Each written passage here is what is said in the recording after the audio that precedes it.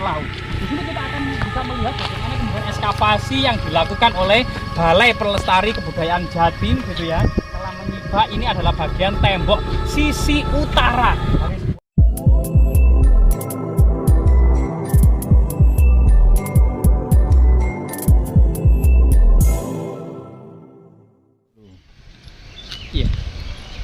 Kerajaan Majapahit ternyata merupakan kerajaan terbesar di Jawa Timur yang mampu memayungi Nusantara. Banyak peninggalan-peninggalannya sampai saat ini ada yang berdiri kokoh, ada yang puing berserak, atau ada sesuatu yang reruntuhan. Salah satu reruntuhan tersebut adalah yang kita ketahui di Klinterjo ini ya, yang kemudian menurut Bapak Nur Hadi Rangkuti sebagai pojok timur laut dari ibu kota istana kerajaan Majapahit. Nah, kali ini kita coba menelisik ya atau menelusuri jejak-jejak istana pojok tersebut. Nah, di sini ada semacam yoni raksasa dengan bukti autentik dan kredibel sebuah angka tahun. Jadi ini juga merupakan sampai saat ini digunakan oleh masyarakat sebagai lokasi atau situs religi ya. Rahayu, rahayu, rahayu, rahayu, rahayu, rahayu. Oke, rahayu, rahayu, rahayu. Jadi di lokasi ini Ong Wilaheng, Sekaring Jagat Bawana Langgeng, Sekaring Kajang, Sekaring Mayang. Jadi di sini ada artefak yang sangat penting merupakan yoni raksasa. Ya, yoni raksasa di sini ini penuh dengan ragam hias floral dan ceplok ya atau bunga-bungaan indah termasuk segitiga tumpal gitu ya dan bunga teratai. Dan di sini ada angka tahun ya yang sangat besar terbaca 1294 Saka atau tahun 1372 Masehi, masa Raja Hayam Wuruk yang diduga dari angka tahun inilah kemudian yoni raksasa ini merupakan pendarmaan dari Tribuana Tunggadewi, yaitu salah satu ratu Majapahit yang memerintah Majapahit antara tahun 1328 sampai kemudian 1350 Masehi. Dan termasuk ciri-ciri yang lain adalah naga rajanya tanpa jenggot, yang diduga ciri naga raja ini merupakan ciri naga putri ya atau rani atau maharani. Dan ceratnya ini merupakan cerat yoni, jadi rahayu, rahayu, rahayu. Jadi ini cerat yoni raksasa di bagian ini ya. Ini merupakan jadi manifestasi lambang keibuan. Jadi di sini ada bagian lubang dari cerat yoni tersebut menyatu yang diduga lingga dan yoni ini perwujudan dari Siwa dan Parwati yang merupakan lambang kesuburan, simbol kekuatan dan kekuasaan dari seorang raja, termasuk kemudian pemujaan dari Dewa Siwa ya. Selain itu kemudian area ini ternyata diduga merupakan bagian dari istana pojok yang merupakan bagian istana itu yang sangat luas dengan tembok keliling. Diduga tembok keliling ini seluas 3 hektar atau 100 kali 300 meter dengan gerbang raksasa berada di barat, dan lokasi pemujaan atau bangunan suci itu tepat di dalam bangunan istana bagian pojok sebelah timur laut. Nanti kita lanjutkan bagaimana kemudian tembok-tembok raksasa itu yang mengelilingi kemudian bangunan suci atau bagian dari istana pojok ini. Jadi sangat luar biasa sekali, sangat disangsikan memang kalau sebagian masyarakat yang ada di Jakarta atau di Sumatera atau di daerah yang lainnya mengsangsikan ekstensi dari kerajaan Majapahit di masa lalu. Jadi angka tahun inilah angka tahun masa kejayaan Majapahit di puncak kejayaannya ya atau masa Raja Hayam Wuruk yang terbaca dan sangat jelas 1294 Saka atau tahun 1372 Masehi. Abad ke-14 merupakan puncak kejayaan dari kerajaan Majapahit.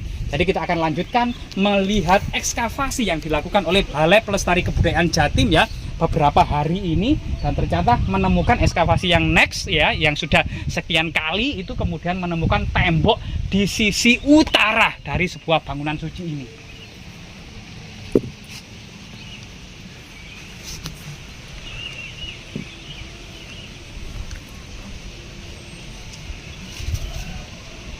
Reruntuhan ya yang juga tinggal pondasinya saja, namun kemudian ukuran lebar tebal dan kemungkinan tingginya sebagaimana pemerintahan dari negara Kertagama ya, kutanya Batabang Umidir Makandil Aruhur. Artinya tembok-tembok istana kerajaan Majapahit itu terbuat dari batu bata merah, Umidir mengelilingi istana, Makandil sangat tebal, dan Aruhur sangat tinggi ya. Dan di sini kemudian salah satu istana istana pojok yang diduga ya merupakan kemudian salah satu istana pojok era kerajaan Majapahit ini, sebagaimana kemudian prasasti Yoni Raksasa tadi yang angka tahunnya 1294 Saka atau tahun 1372 Masehi. Artinya tembok-tembok ini diduga dibangun pada masa Majapahit di puncak kejayaannya ya, sebagai istana pojok timur laut ya. Nah, istana pojok timur laut. Di sini kita akan bisa melihat bagaimana kemudian ekskavasi yang dilakukan oleh Balai Pelestari Kebudayaan Jatim gitu ya, telah menyibak ini adalah bagian tembok sisi utara dari sebuah bangunan suci yang diduga kemudian luasnya adalah sekitar 300 meter kali 100 meter. Jadi memanjang ke arah timur barat ini sekitar 300 meter dan ke arah dari utara ke selatan sekitar 100 meter, sekitar 100 kali 300 meter. Sebuah rumah yang sangat megah pada masanya, tentunya sebuah istana yang sangat besar. Di dalamnya ada sebuah bangunan suci, kemudian menerima tamu, paseban ya, termasuk kemudian taman-taman dan mandapa tentunya di dalamnya. Nah, itu sebuah pakem istana pada masa kuno. Bagian timur laut adalah jejak-jejak kemudian bangunan suci dan gerbang selalu menghadap ke barat. Gerbang raksasa diduga berada di sebelah barat ya. Jadi jika kita melihat tembok bagian sisi utara ini, kita akan bisa menyaksikan kemegahannya, keindahan, konstruksi bangunannya yang sangat kokoh dan kuat. Bagaimana kemudian batu bata ini sangat berat, berbeda dengan batu bata saat ini yang ringan karena kebanyakan sekam. Dan batu bata pada waktu itu sudah ada sebuah teknologi untuk mencampur ya adonan batu bata dengan konstruksi, dengan bagian dari tanah liat, termasuk pasir itu dengan beberapa perbandingan yang sudah dipersiapkan secara matang oleh kerajaan Majapahit pada waktu itu. Jadi akan bisa kita lihat ya bangunan yang sangat megah pada masanya ini gitu ya, yang sangat kokoh. Bahkan kemudian di tengah-tengah kemungkinan ini ada semacam menara pandang. Nah, ya, menara pandang, kemungkinan ada menara juga.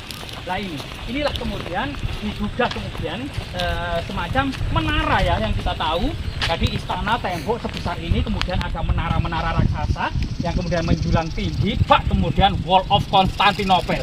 Jika kita bandingkan dengan tembok Konstantinopel yang pernah ditaklukkan Muhammad Al-Fatih tahun 1453 gitu ya, juga memiliki menara-menara raksasa seperti ini ya. Artinya memang teknologi pada masa kerajaan Majapahit tidak hanya keris, pedang panjang maupun tombak saja. Ada meriam-meriam yang sangat besar. Ada kata meriam, ada rentaka, ada lela, ada cetbang. Ini semuanya kemudian berhubungan dengan meriam-meriam yang diduga diwarisi sejak kemudian kekalahan dan kehancuran pasukan Mongol yang ada di Majapahit, baik itu di Canggu maupun di Surabaya tahun 1293. Banyak tawanan orang-orang Mongol, baik petinggi Mongol, baik ahli pembuatan senjata yang ditawan oleh Majapahit untuk membuat meriam-meriam raksasa tersebut. Sehingga kemudian konstruksi tembok-tembok raksasa ini diduga merupakan tembok yang dipersiapkan agar kemudian kuat dari segala hantaman meriam-meriam dari luar.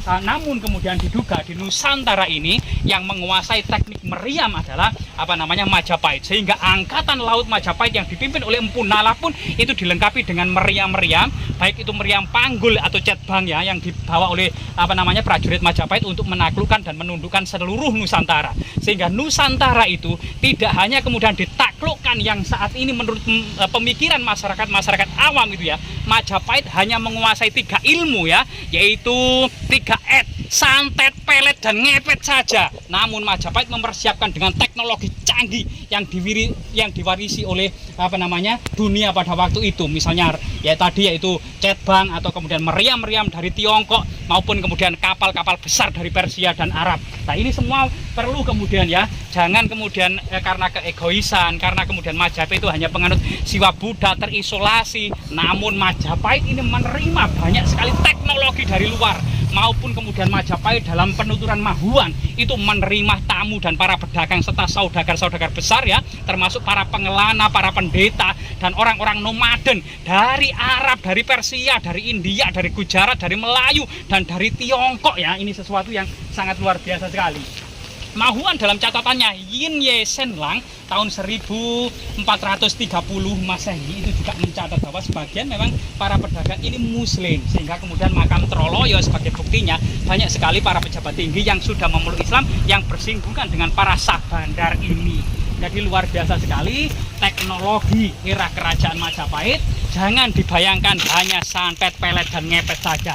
konstruksi temboknya sudah mengalahkan Great Wall of China, tembok besar Cina. Lebih megah dari The Wall of Constantinople, lebih besar dari tembok Konstantinopel. Jadi ini sesuatu yang sangat luar biasa sekali ya. Bahkan satu buah istana saja itu luasnya 3 hektar, dikelilingi oleh tembok raksasa.